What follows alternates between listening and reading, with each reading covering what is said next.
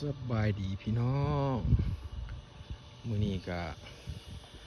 ตะเวนไก่สิตกตะเวนตกแล้วเนาะกับบรรยากาศยามแรงๆค่ำๆที่ท่าเรือขุนพนังมันก็ได้ลงมาหาป่าหลังจากเลิกเวียกเลิกงานเลิกจากการไปรับจ้างเป็นสร้างวิเทือนต่อเติมโครงหลังคาแล้วก็เลิกงานลงมา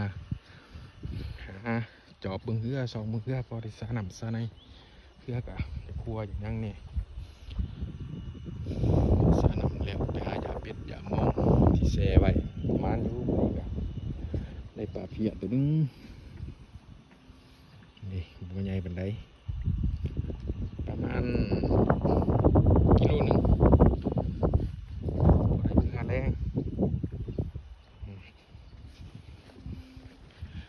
ที่แนมไปเห็นภาคพังทั้งนั้นก็สิเป็นบ้านผักคลองเนาะเป็นบ้าน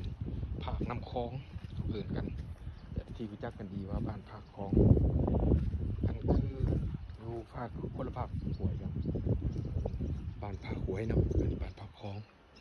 บ้านบุงช่วยบ้านบุงเจริญแหละที่คุณอันเสียงเอื่นกันช่วยใหญ่บุกช่วยน้อยพังทางเฮาก็สิเป็นทาพังทากลุ่มพนังขึ้นกับบ้านหนองบัวทาหรือว่าคุ้มกลุ่มพนังอีกบ่อหนึ่งเป็นแหล่งท่องเที่ยวธรรมชาติโงนหินผาหินตั้งเลี้ยกันตามลำน้ำคลองเป็นน่าอัศจรรย์ใจโอ้ที่มีก้อนหินใหญ่ๆ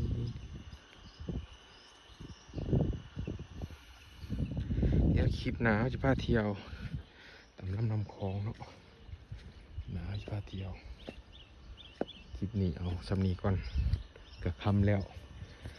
แต่เป็นตกดินแล้วเอาเมื่อนำในเห็ดดูให้กินซอยป่าแล้วมึงนี่ซอยจุป่าแซ่บเก็บปลากระโดน